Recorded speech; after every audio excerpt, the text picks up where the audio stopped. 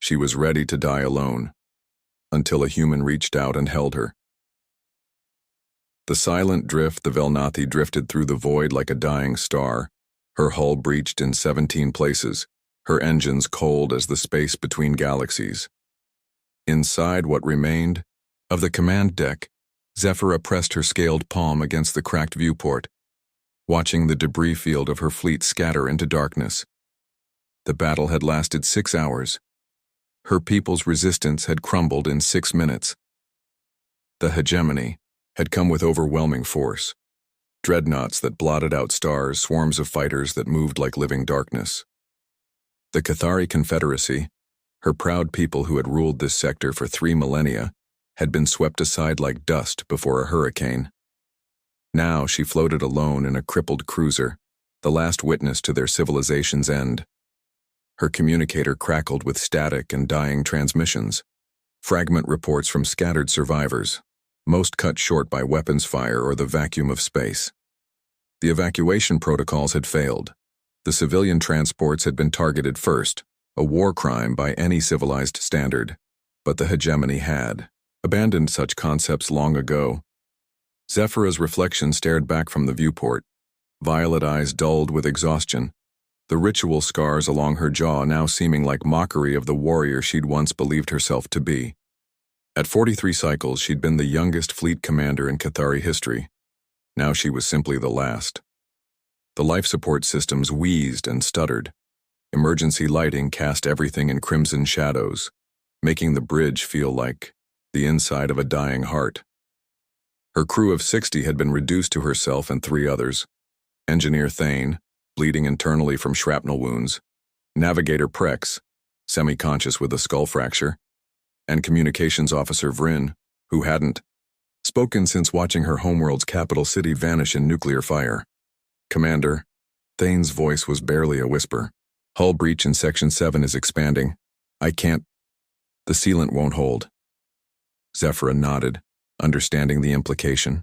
They had perhaps 4 hours of air remaining, maybe 6 if she shut down non-essential systems and let half the ship freeze.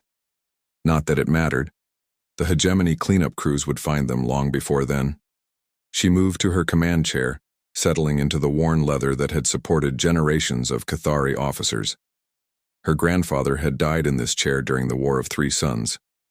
Her father had commanded from it during the liberation of the Andros colonies. Now it would be her tomb. Vryn, she called softly. Send the final log to the emergency beacon. Full encryption, time delay. Maybe someone will find it eventually. The younger Cathari looked up with hollow eyes. What should I say, Commander? The truth. That we fought. That we died free. That the Cathari Confederacy will not be forgotten. Zephyra's voice carried more conviction than she felt. In reality, they would be forgotten. The hegemony would rewrite history, erase records, scatter any evidence of their civilization to the stellar winds. As Vryn worked at her console, Zephyra opened a private channel to the ship's AI. Vel, status report. Commander, I detect 17 hegemony vessels conducting salvage operations throughout the debris field. They are methodically destroying survivors.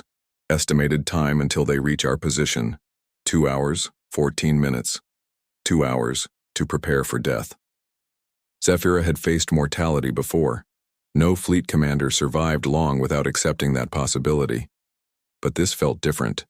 This wasn't the clean death of battle, the honor of falling with weapons blazing. This was the slow extinction of everything she'd ever known, everyone she'd ever loved. She thought of her daughter, evacuated 3 days ago to the outer colonies with the other civilian dependents. Was Lyra still alive? Had the hegemony found the hidden settlements, or were some of her people still free among the distant stars? The ship shuddered as another bulkhead gave way. In the growing cold and failing light, Zephyra closed her eyes and began the death song of her ancestors, her voice joining the whisper of escaping air and the distant groan of dying metal. She was ready to die alone. She had no idea that salvation wore a human face. The reckless gambit captain Marcus Tank Rodriguez had built his reputation on 3 things: an uncanny ability to find trouble, an even better ability to survive it, and a complete inability to walk away from lost causes. The human salvage vessel Lucky Strike was a testament to all three, a Frankenstein's monster of salvaged parts, held together by electromagnetic tape, stubbornness, and what his engineer cheerfully called aggressive optimism. Tank, you seeing this? His pilot, Juno Okafor, gestured at the tactical display where dozens of hegemony ships moved through the debris field like scavengers. That's half a battle fleet down there. Whatever happened here, it was biblical. Tank studied the readouts from his captain's chair, a piece of furniture that had seen better decades and multiple species of previous owners. The Lucky Strike was officially listed as a civilian salvage and rescue vessel, but her hidden weapon, pods and military-grade sensors, told a different story. Like most independent human ships operating in contested space, she existed in the gray area between legal and necessary. Cathari Fleet, Tank said, recognizing the energy signatures. Looks like the hegemony finally decided to clean house in this sector. None of our business, his navigator Chen Wei pointed out. Hegemony's got standing orders to shoot human vessels on site in claimed territory. We should jump out while we can. Tank was already shaking his head. Run a deep scan. Look for survivors. Tank. Juno's voice carried a warning. The crew of the Lucky Strike had followed their captain through impossible odds before, but they weren't suicidal. At least, not completely. Just do it, Tank said quietly. There was something in his tone that brooked no argument. The voice of a man who'd seen too many massacres and was tired of running from them. The scanner array hummed to life, cutting through the electromagnetic chaos of the battle's aftermath. Most of the Cathari vessels were cold, their hulls cracked open like broken eggs. But there, a flicker of life support, faint but steady. Got something, Chen reported. Cathari cruiser, designation, looks like Velnathi. She's venting atmosphere but still has power. Reading 4 life signs all week. Tank leaned forward, studying the tactical situation. The Cathari ship was drifting in the outer edge of the debris field, temporarily hidden from the hegemony salvage, cruised by the bulk of a destroyed dreadnought. But that cover wouldn't last long. Distance to target? 12 minutes at full burn, Juno said. But Tank, there's no way we extract anyone without being spotted. Those hegemony ships will turn us into scrap before we can.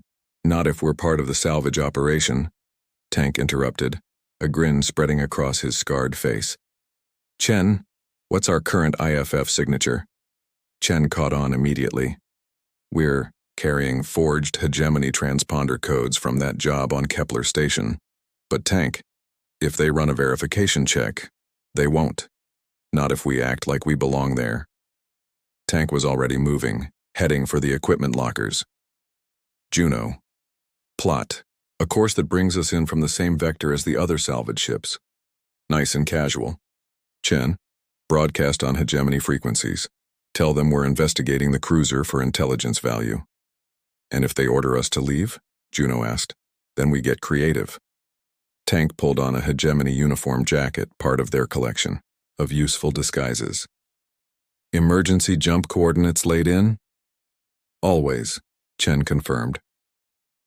The next 8 minutes were the longest in recent memory. The Lucky Strike moved through the debris field with practiced nonchalance, her forged transponder broadcasting reassuring lies while her crew held their collective breath. Tank stood behind the pilot's chair, hands steady despite the adrenaline coursing through his veins. Hegemony vessel Iron Resolve is hailing us, Chen reported, his voice tight. Put them through. Tank cleared his throat and adopted the clipped, authoritative tone of hegemony officers. This is Salvage Vessel 779 responding to intelligence priority sweep.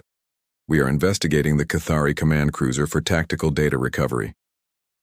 A pause that lasted forever. Then, acknowledged 779. Proceed with caution. Report any findings of strategic value. Tank allowed himself to breathe again. Acknowledged. 779 out. They docked with the Velnathi through an emergency airlock, Tank leading a 2-person rescue team while Juno kept the engines hot. The Cathari ship was a tomb of twisted metal and failing systems, emergency lighting casting everything in hellish red. They found the survivors on the bridge. 4 figures huddled around failing life support, their alien features made gaunt by exhaustion and despair. The commander, a female Cathari with violet eyes that held depths of loss Tank recognized all too well, looked up as they entered. "Who?" she began, then stopped, staring at Tank's human features. "Friends," Tank said simply, offering his hand, "and we're getting you out of here." For a moment Zephyra stared at the extended hand, calloused, scarred, undeniably human. Then, for reasons she couldn't explain, she reached out and took it. The desperate escape. The transfer took exactly 7 minutes. 7 minutes during which Tank's heart hammered against his ribs like a caged bird.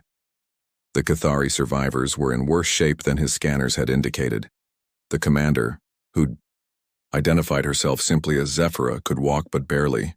Her 3 crew members had to be carried, their alien physiology pushed beyond endurance. "Atmospheric mixture," Tank called to his medic, Rojas, as they loaded the survivors into the Lucky Strike's medical bay. "What do they breathe?" "Similar to ours, but higher nitrogen content," Rojas replied, already adjusting the life support systems. "I can compensate, but they'll need specialized treatment soon." Tank nodded, his attention split between the medical crisis and the tactical situation. Through the viewports he could see hegemony vessels moving closer, their search patterns tightening. The Iron Resolve was less than 5 minutes away, and his forged credentials wouldn't survive close scrutiny. "Juno, how long until we can jump?" he called to the bridge. "FTL drive is still cycling. 3 minutes if we're lucky, 5 if we're not." Tank cursed under his breath. The Lucky Strike was fast, but her jump drive was older than most civilizations and twice as temperamental. In the medical bay, Zephyra was trying to sit up despite Rojas's protests, her violet eyes fixed on Tank with an intensity that made him uncomfortable. "Why?" she asked, her English accented but clear. "Why risk this for strangers?" Tank paused in his equipment check. It was a fair question, one he'd been asking himself since the moment he'd decided to mount this insane rescue. "Because someone should," he said finally. "Because leaving people to die when you can save them is how the galaxy gets darker." Zephyra studied his face, seeing something there that made her nod slowly. "My people have a saying. The warrior who saves one life saves the universe." I thought it was poetry. Perhaps I was wrong. Incoming transmission. Chen's voice crackled over the intercom. "It's the Iron Resolve. They want a detailed report on our findings." Tank grabbed the nearest comm unit. 779 to Iron Resolve. Intelligence sweep. Complete. No strategic assets recovered. Preparing to move to next salvage coordinate. -779. Maintain position for verification sweep. We're coming alongside. Tank's blood turned to ice water. A verification sweep would expose everything. The forged transponder, the hidden weapons, the Cathari survivors in his medical bay. "Understood, Iron Resolve. Standing by." He cut the connection and moved to the bridge, where his crew was already preparing for the worst. Juno's hands danced over the navigation controls while Chen worked frantically at the sensor station. "Jump drive?" Tank asked. "Still 90 seconds out," Juno replied. "Maybe less if I push the coolant systems past redline." "Do it." Tank turned to find Zephyra standing in the hatchway, leaning heavily against the frame but upright. Her face was pale, but her eyes burned with fierce determination. "Commander, you should be in medical," Tank said. "I should be dead," she replied. "But since I'm not, I want to help." She moved carefully to Chen's station, her scaled fingers surprisingly nimble on the alien controls. "I know hegemony protocols. Their verification sweep will begin with a full-spectrum sensor probe, followed by incoming probe." Chen interrupted. "Full spectrum, just like she said." Tank watched the tactical display as the Iron Resolve closed the distance, her massive bulk dwarfing the Lucky Strike. In 30 seconds, their sensors would penetrate the ship's shielding and reveal the truth. In 45 seconds, the hegemony vessel's weapons would reduce them to component atoms. "I can mask your life signs," Zephyra said quietly, her hands moving over Chen's console with growing confidence. "Cathari sensor technology can fool their scanners, but only for a few minutes." "Do it." Zephyra's fingers flew over the controls, her knowledge of both Cathari and hegemony systems allowing her to weave a complex web of false readings. On the tactical display, the Lucky Strike appeared to contain only its original human crew, 4 life signs instead of 8. Sensor sweep complete, Chen reported. They're moving off, looks like it worked. Tank felt a moment of relief, then saw Zephyra sway and catch herself against the console. The effort had cost her significantly, but she'd bought them the time they needed. Jump ready, Juno announced. Do it. The Lucky Strike folded space around herself and vanished, leaving only empty vacuum where she'd been. Aboard the Iron Resolve, a sensor technician frowned at his displays, then shrugged and marked the salvage coordinate as cleared. In hyperspace, Tank helped Zephyra back to the medical bay where her crew was stabilizing under Rojas's care. She looked up at him with something approaching gratitude, though her expression remained carefully controlled. "Where will you take us?" she asked. Tank considered the question. The Cathari Confederacy no longer existed. The hegemony controlled most of the sector. There were few safe harbors for refugees, especially alien ones. "There's a place," he said finally. "Independent station on the rim. They don't ask too many questions." Zephyra nodded, then reached out and touched his hand briefly, a gesture that seemed to carry enormous significance in her culture. "Thank you," she said simply, "for seeing us as worth saving." Tank squeezed her hand gently, surprised by the warmth of the contact. "Everyone's worth saving. The trick is having the courage to try." The healing station Haven Station existed in the spaces between civilizations, a ramshackle collection of modules, habitat rings, and docking bays held together, by necessity, and maintained by beings who'd learned that sometimes the best government was no government at all. Built inside a hollowed-out asteroid in an unmarked system, it served as port, hospital, and sanctuary for those who found themselves unwelcome elsewhere. Dr. Kenji Nakamura had seen every species in known space pass through his medical bay, but the Cathari refugees presented unique challenges. Their physiology was similar enough to human that his equipment could monitor them, different enough that treatment required careful adaptation. He worked with quiet efficiency, assisted by his partner, Dr. Yuki Tanaka, their movements synchronized by years of practice in impossible conditions. "The commander's recovering faster than the others," Yuki observed, checking Zephyra's neural activity readings. "Remarkable constitution." Tank nodded from where he sat beside Zephyra's bed. He'd maintained a vigil for 3 days, leaving only when absolutely necessary. The other Cathari survivors, Thane, Prex, and Vryn, were responding to treatment, but slowly. Their injuries were severe, complicated by radiation exposure and prolonged oxygen deprivation. "She's a fighter," Tank said quietly. "Had to be, to survive what she's been through." Zephyra's eyes opened at the sound of his voice, focusing on his face with increasing clarity. "How long?"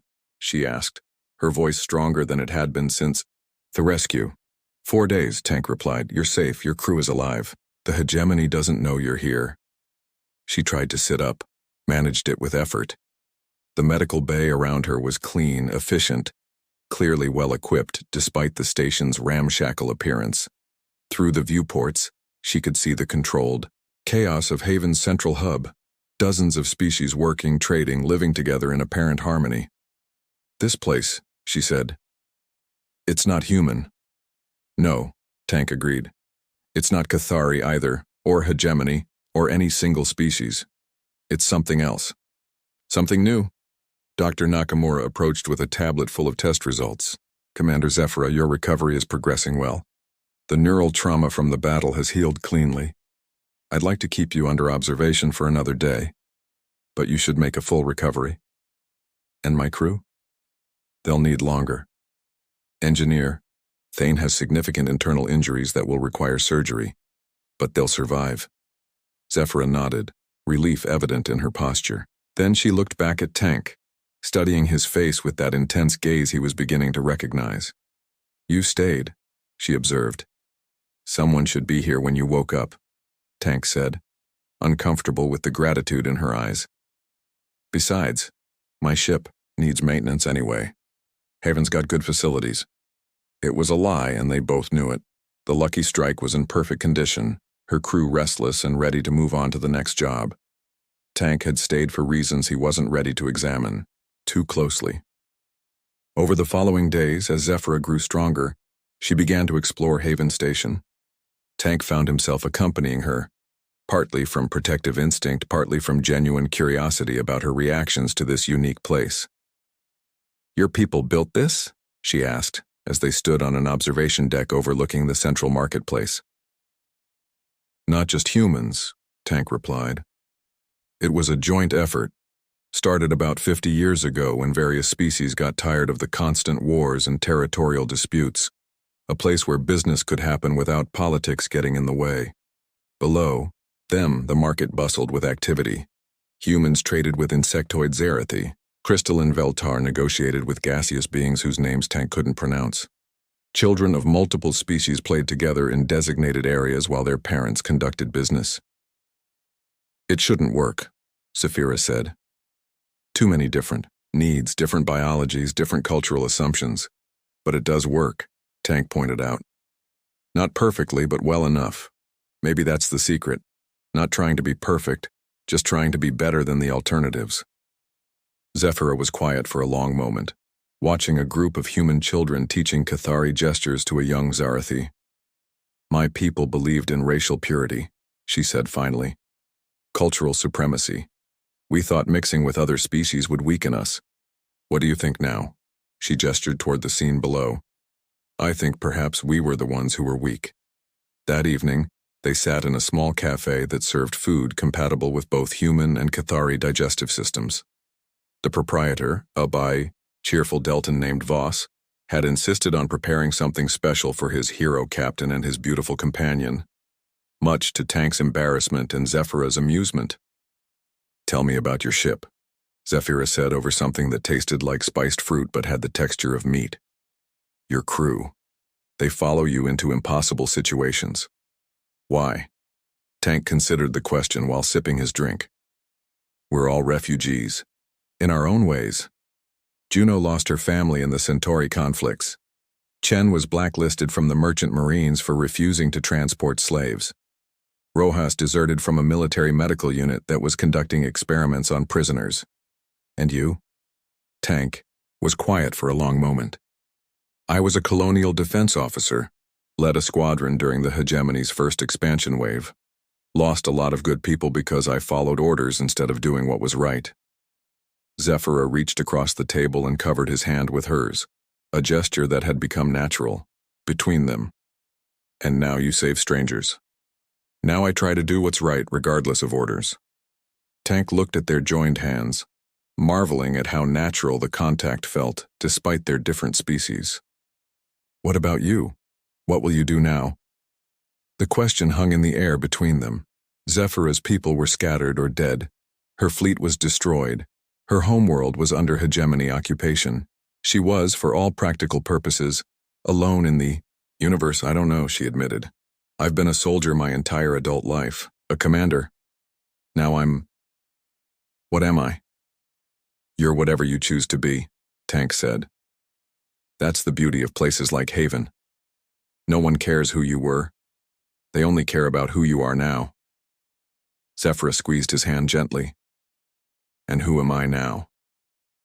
Tank met her eyes, seeing not the defeated commander he'd rescued, but the strong, intelligent woman who'd emerged during her recovery.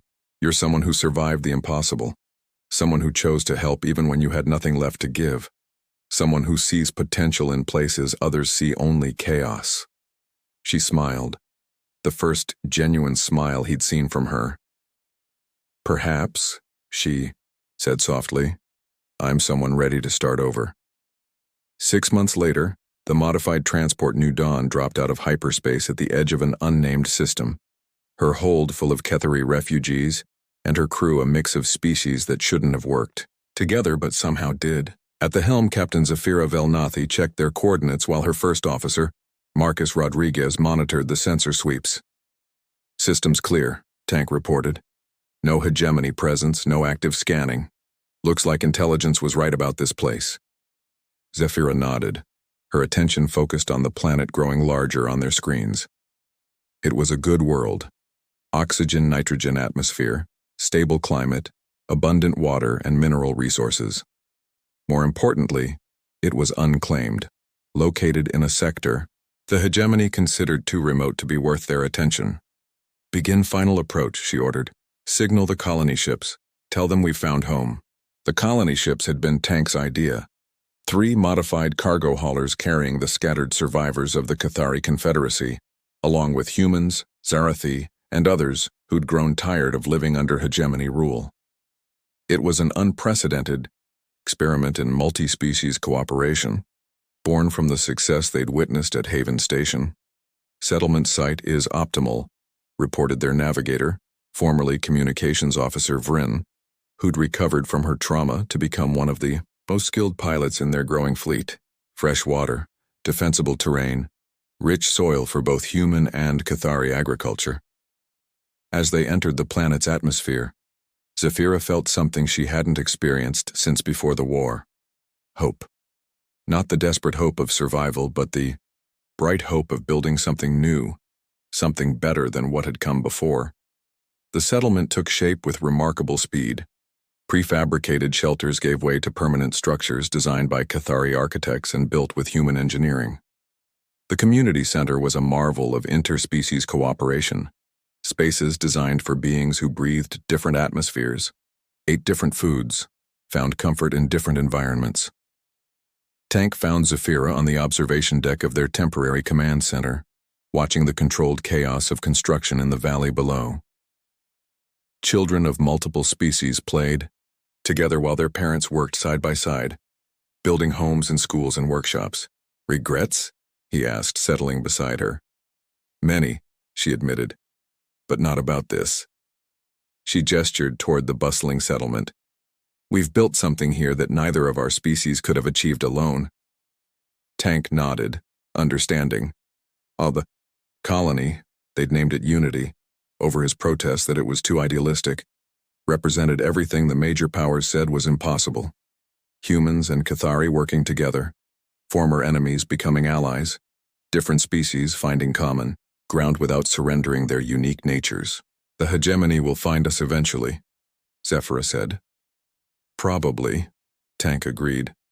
But by then we'll be strong enough to defend ourselves, and more importantly, we'll have something worth defending. They stood in comfortable silence, watching their people, human and Cathari and others, build a future together.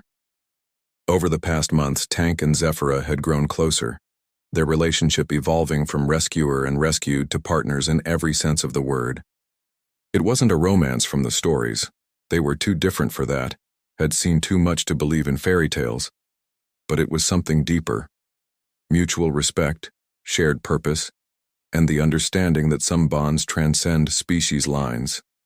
Council meeting is in an hour, Zephyra reminded him. We need to discuss the water reclamation project. Tank grinned. Listen to us. 6 months ago, we were dodging hegemony battleships. Now we're worried about municipal water supplies. Is that disappointment I hear? Hell no. I like this better. Tank's expression grew serious. Though I do miss the Lucky Strike sometimes. She was a good ship. Zephyra touched his arm gently. She served her purpose. She brought us together. The old salvage vessel now served as the colony's orbital station. Her engines removed and replaced with communication arrays and defensive systems. Her crew had stayed to help build the settlement. Juno designing the planetary defense network, Chen establishing trade routes with independent systems, Rojas running the medical center alongside Dr. Nakamura and his team. Signal from the sensor array. Vryn announced over the comm system. 3 ships dropping out of hyperspace. Configuration unknown. Tank and Zephyra exchanged glances, old instincts kicking in. They'd always known this day would come, when their hidden sanctuary would be discovered, when they'd have to decide whether to fight or flee. Alert status yellow, Zephyra ordered. All ships to ready positions, but no hostile actions unless fired upon. They made their way to the command center, where the tactical display showed 3 vessels approaching at sublight speed. The ships were clearly armed but weren't broadcasting attack formations. More importantly, they weren't hegemony. Getting identification codes, Vryn reported. It's a Cathari squadron. Survivors from the outer colonies. The lead ship's captain appeared on the main screen. A scarred Cathari male with the bearing of a career military officer. His eyes widened when he saw Zephyra. Commander Velnathi, we'd heard rumors, but we thought you were dead.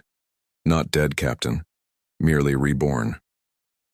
Zephyra's voice carried the authority of her old rank, tempered by the wisdom of her new life. Are you seeking sanctuary? We are. 67 ships, nearly 3,000 survivors. We've been running from the hegemony for months looking for a place to make a stand. Zephyra looked at Tank, saw her own thoughts reflected in his eyes. 3,000 more refugees would strain their resources, complicate their careful balance of species and cultures. It would be the practical thing to refuse to protect what they'd already built. Instead, she smiled. Welcome to Unity, she said. We'll make room.